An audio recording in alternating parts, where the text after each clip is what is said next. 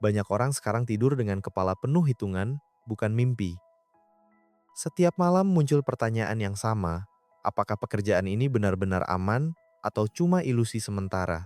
Kita sudah bekerja keras, lembur, memenuhi target, tetapi kabar efisiensi, restrukturisasi, dan pembekuan rekrutmen membuat rasa aman di kantor perlahan retak tanpa suara. Selamat datang di realita yang jarang dibahas terang-terangan. Kita sering merasa terlindungi oleh ijazah, status karyawan tetap, dan ruangan kantor ber-AC. Padahal, di balik meja rapat, angka efisiensi sedang dihitung dingin. Posisi kita bukan lagi dilihat sebagai manusia, melainkan sebagai biaya operasional yang harus ditekan. Tes realitas sederhana, lihat bagaimana perubahan datang tanpa peringatan. Dulu ojek pangkalan merasa wilayahnya aman karena sudah lama ada di sana. Lalu, aplikasi datang membawa sistem baru, harga transparan, dan efisiensi. Dalam waktu singkat peta kekuasaan berubah, bukan karena mereka malas, tetapi karena sistemnya berbeda. Hal yang sama sedang terjadi pada pekerjaan kantoran. AI bukan robot besar seperti di film fiksi ilmiah. Ia hanyalah barisan kode yang bekerja diam-diam di server perusahaan, tanpa suara, tanpa drama, tetapi cukup kuat untuk membuat sebagian kemampuan manusia terlihat lambat dan mahal. Yang membuat situasi ini terasa licik adalah transisinya hampir tidak pernah diumumkan secara terbuka. Tidak ada konferensi pers yang mengatakan setengah pekerjaan akan diganti mesin. Yang terjadi hanya perubahan kecil, tugas mulai dialihkan ke sistem otomatis, beban kerja bertambah, dan posisi perlahan hilang dari struktur organisasi. Banyak orang menyalahkan diri sendiri ketika kontrak tidak diperpanjang atau sulit mendapat pekerjaan baru. Padahal masalahnya bukan sekadar kemampuan individu, sistem ekonomi selalu bergerak menuju efisiensi tertinggi, dan teknologi sering menjadi alat paling murah untuk menggantikan proses manusia. Sebelum kita ikut terseret arus perubahan ini, langkah pertama adalah memahami medan perangnya. Kita perlu melihat dengan jujur bagian mana dari dunia kerja yang mulai runtuh akibat otomatisasi. Dari sana barulah kita punya pijakan logis untuk bergerak, bukan sekadar panik menunggu giliran. Ada banyak pekerjaan yang dulu terlihat stabil, tetapi sekarang mulai terdesak oleh sistem otomatis. Posisi administratif, data entry, sampai layanan pelanggan dasar pelan-pelan berubah nasibnya. Situasinya mirip warung kelontong kecil yang tiba-tiba harus bersaing dengan minimarket besar yang punya sistem logistik rapi dan biaya operasional jauh lebih efisien.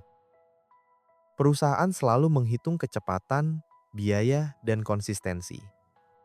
Mesin unggul dalam tiga hal itu sekaligus. Ketika satu sistem mampu memproses ribuan data dalam hitungan detik tanpa istirahat, posisi manusia yang hanya memindahkan informasi dari satu tabel ke tabel lain mulai dianggap tidak lagi efisien. Dulu banyak orang percaya pekerjaan kreatif adalah benteng terakhir. Namun realita bergerak lebih cepat dari keyakinan itu. Penulis konten pemula, desainer dasar, bahkan ilustrator pemula sekarang harus bersaing dengan sistem AI yang mampu membuat draft, konsep visual, dan variasi ide dalam waktu sangat singkat. Bukan berarti kreativitas manusia hilang nilainya, tetapi pekerjaan tingkat dasar mulai tersapu lebih dulu. Ketika perusahaan bisa mendapatkan 10 konsep tulisan dari mesin dalam beberapa detik, mereka tidak lagi membutuhkan banyak tenaga yang hanya membuat konsep awal tanpa strategi yang jelas. Posisi perantara juga mulai tergerus. Orang yang tugasnya hanya memindahkan informasi, menyusun laporan rutin, atau mengikuti prosedur yang kaku semakin jarang dibutuhkan. Algoritma perusahaan dirancang untuk memangkas lapisan pekerjaan yang tidak memberi nilai tambahan secara langsung. Coba lihat portal lowongan kerja. Posisi pemula yang dulu terbuka lebar sekarang sering meminta pengalaman bertahun-tahun. Bukan karena perusahaan tiba-tiba lebih kejam, tetapi karena pekerjaan yang benar-benar dasar sudah diambil alih sistem otomatis sebelum sempat diberikan kepada pekerja baru. Kesimpulannya sederhana tetapi tajam. Jika pekerjaan harian bisa dijelaskan dengan SOP kaku dan langkah yang berulang dari pagi sampai sore, kemungkinan besar mesin sudah siap mengambil alihnya. Bukan hari ini mungkin, tetapi antreannya sudah ada. Di tengah perubahan ini muncul banyak kalimat motivasi yang terdengar menenangkan. Salah satunya adalah keyakinan bahwa AI tidak memiliki empati seperti manusia. Kalimat itu terdengar bijak, tetapi dalam dunia korporat empati jarang menjadi pertimbangan utama. Jika laporan keuangan bisa disusun lebih cepat oleh sistem otomatis, perusahaan biasanya akan memilih jalan yang paling efisien. Ada juga slogan populer yang sering diulang oleh para motivator, manusia tidak akan digantikan AI, tetapi manusia yang menggunakan AI akan menggantikan manusia lain. Kalimat ini terdengar cerdas, namun sering membuat orang merasa cukup hanya dengan belajar menulis prompt dasar tanpa benar-benar memahami masalah yang ingin diselesaikan. Mengikuti kursus singkat tentang penggunaan AI tidak otomatis menyelamatkan karier. Perusahaan tidak membayar seseorang hanya karena mampu memberi perintah kepada mesin. Yang benar-benar bernilai adalah kemampuan memahami situasi bisnis, melihat masalah yang rumit, lalu menggunakan berbagai alat untuk menyelesaikannya secara efektif. Masalahnya banyak orang merasa sudah beradaptasi hanya karena memasang aplikasi AI di ponsel atau mencoba beberapa fitur otomatis. Padahal kita sebenarnya sedang berhadapan dengan sistem server besar yang bekerja tanpa henti, terus belajar dari data, dan bergerak jauh lebih cepat dibanding kebiasaan kerja manusia.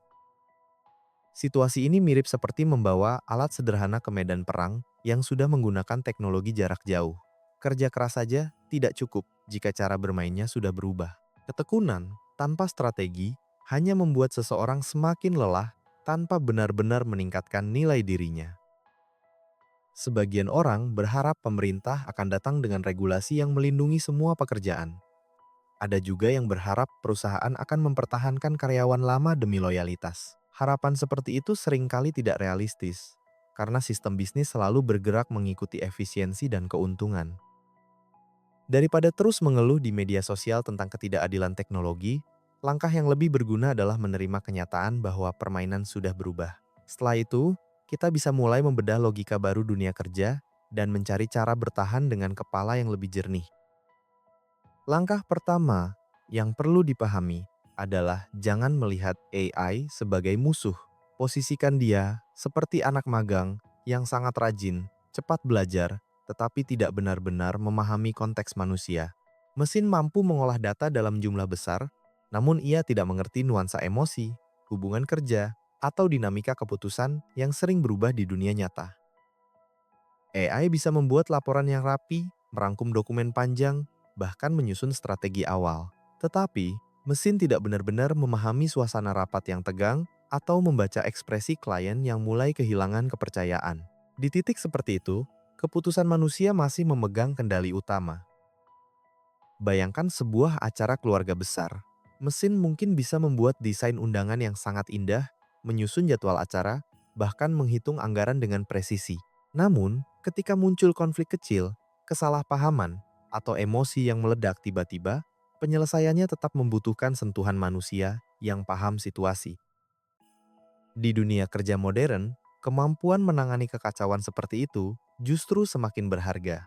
Ketika sistem otomatis bekerja di belakang layar, manusia yang mampu menavigasi situasi tidak terduga, menjembatani komunikasi, dan menenangkan konflik menjadi sosok yang sulit digantikan. Ada juga faktor tanggung jawab yang tidak bisa dilepaskan begitu saja. Ketika sebuah proyek besar gagal atau keputusan bisnis membawa kerugian besar, perusahaan tetap membutuhkan manusia yang mengambil keputusan dan bersedia memikul konsekuensinya. Algoritma tidak bisa dimintai pertanggungjawaban secara hukum atau moral. Kemampuan bernegosiasi, membangun kepercayaan, membaca situasi sosial, serta menjaga hubungan kerja jangka panjang masih berada di wilayah manusia. Email otomatis dan chatbot mungkin membantu komunikasi, tetapi kehangatan interaksi langsung sering menjadi penentu apakah kerja sama akan terus berjalan atau berhenti di tengah jalan. Nilai manusia di dunia kerja sekarang bergeser, bukan lagi tentang seberapa cepat menyelesaikan pekerjaan yang berulang, tetapi seberapa cermat memeriksa hasil mesin, memperbaiki kesalahan sistem, dan memastikan keputusan yang diambil tetap masuk akal bagi manusia. Perubahan terbesar yang perlu dilakukan adalah menggeser cara kita memandang peran diri di tempat kerja. Banyak orang masih melihat dirinya sebagai pekerja yang menunggu instruksi, lalu menyelesaikan tugas satu persatu. Pola ini mulai ketinggalan zaman. Di era digital, posisi yang lebih kuat adalah menjadi pengarah yang mengendalikan berbagai alat kerja, termasuk AI. Bayangkan peran seperti mandor di lapangan. Bukan orang yang mengangkat semua batu sendirian, Tetapi, orang yang mengatur bagaimana pekerjaan berjalan, memastikan setiap alat digunakan dengan benar, dan menjaga hasil akhirnya tetap sesuai tujuan. Cara berpikir seperti ini membuat kita tidak terjebak dalam pekerjaan yang hanya mengulang proses yang sama. Di tengah banjir informasi dan konten yang diproduksi mesin setiap detik, kemampuan memilih mana yang benar-benar bernilai menjadi sangat penting. Mengkurasi, mengedit, dan memberi sentuhan rasa manusia pada hasil kerja mesin justru menjadi keahlian yang semakin dicari. Banyak orang bisa menghasilkan sesuatu dengan AI, tetapi tidak semua orang bisa memastikan hasilnya tepat sasaran. Namun ada syarat yang tidak bisa dilewati. Untuk bisa mengarahkan AI dengan baik, seseorang harus memiliki pemahaman dasar yang kuat di bidangnya. Tanpa pengetahuan itu, seseorang hanya akan menerima apapun yang dihasilkan mesin tanpa mampu menilai apakah jawabannya benar atau justru menyesatkan. Coba lakukan audit sederhana pada pekerjaan harian. Perhatikan tugas mana yang hanya memindahkan data, menyalin dokumen, atau mengikuti langkah yang selalu sama. Bagian itulah yang paling mudah diserahkan kepada sistem otomatis. Mengenali titik ini adalah langkah penting untuk memahami di mana posisi kita sebenarnya. Ketika sebagian pekerjaan berhasil diotomatisasi, waktu yang tersisa jangan dibiarkan kosong. Gunakan ruang itu untuk melakukan hal yang lebih bernilai bagi perusahaan, seperti mencari peluang baru, membangun hubungan kerja lintas tim, atau memecahkan masalah yang belum pernah tersentuh sebelumnya. Dunia kerja bergerak sangat cepat, sehingga keterikatan pada satu alat atau satu sistem saja bisa menjadi kelemahan. Yang perlu dilatih justru kemampuan beradaptasi. Semakin cepat seseorang memahami alat baru dan menggunakannya untuk menghasilkan solusi nyata, semakin kuat pula posisinya di tengah perubahan teknologi. Sambil beradaptasi dengan perubahan teknologi, ada satu hal yang tidak boleh diabaikan, yaitu kondisi keuangan pribadi. Masa transisi seperti ini sering membuat pendapatan tidak stabil. Proyek bisa berhenti tiba-tiba, kontrak tidak diperpanjang, atau perusahaan melakukan penghematan tanpa banyak penjelasan. Karena itu, fondasi finansial menjadi pelindung paling penting.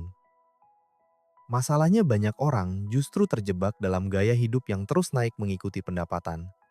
Cicilan barang, langganan yang tidak perlu, dan pengeluaran impulsif perlahan menggerogoti ruang napas finansial.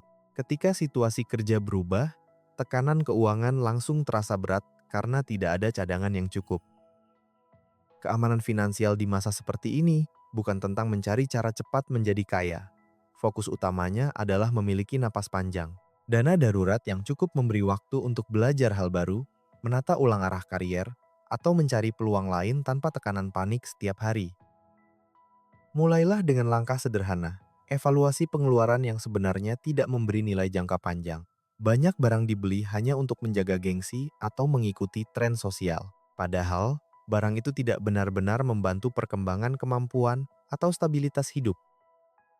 Sebagian uang yang biasanya habis untuk konsumsi bisa dialihkan ke hal yang memberi leverage. Misalnya akses ke komunitas profesional, langganan alat kerja yang benar-benar membantu produktivitas, atau sumber belajar yang membuka peluang baru di bidang yang sedang berkembang. Anggap kondisi ini seperti persiapan menghadapi musim badai. Orang yang bijak tidak sibuk membeli payung mahal hanya untuk terlihat keren. Yang lebih penting adalah memastikan atap rumah tidak bocor dan persediaan cukup untuk bertahan sampai cuaca kembali stabil. Di tengah perubahan besar seperti sekarang, jabatan di kartu nama tidak selalu menjamin keamanan hidup. Yang jauh lebih kuat adalah arus kas yang sehat, pengeluaran yang terkendali, dan mentalitas fleksibel yang siap menyesuaikan diri dengan situasi apapun. Perubahan akibat AI bukan lagi cerita masa depan yang jauh. Kita sedang hidup di tengah pergeseran itu sekarang. Banyak proses kerja sudah berubah tanpa banyak orang menyadarinya. Menolak melihat kenyataan hanya membuat seseorang tertinggal lebih jauh ketika perubahan itu akhirnya terasa langsung. Sistem korporat tidak pernah menunggu semua orang siap. Dunia bisnis selalu bergerak mengikuti efisiensi dan keuntungan. Ketika teknologi baru mampu melakukan sesuatu lebih cepat dan lebih murah, perubahan biasanya terjadi tanpa banyak kompromi terhadap kenyamanan pekerja lama. Karena itu penting untuk memahami bahwa nilai diri tidak pernah benar-benar ditentukan oleh titel pekerjaan. Jabatan bisa berubah, struktur organisasi bisa diganti. Bahkan, seluruh industri bisa bergeser. Namun kemampuan berpikir kritis dan memecahkan masalah tetap menjadi modal yang dibutuhkan di berbagai situasi. Merasa cemas, bingung, atau kewalahan adalah reaksi yang wajar. Hampir semua orang sedang merasakan ketidakpastian yang sama. Perbedaan utamanya ada pada bagaimana seseorang merespons rasa itu. Ada yang memilih diam dan berharap semuanya kembali normal, ada juga yang mulai bergerak mencari arah baru.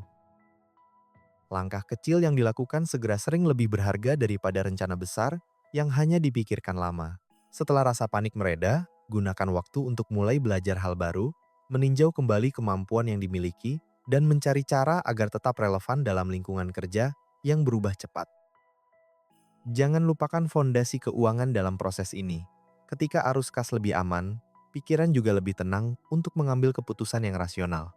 Tanpa tekanan kebutuhan harian yang mendesak, seseorang memiliki ruang mental untuk benar-benar mempersiapkan diri menghadapi perubahan industri. Sekarang giliran kamu melihat dengan jujur pekerjaan yang sedang dijalani. Bagian mana yang paling rentan digantikan sistem otomatis. Dari situ, kita bisa mulai mencari jalan keluar bersama. Jika ada celah yang ingin dibahas, tuliskan di komentar dan mari kita bedah logikanya pada pembahasan berikutnya.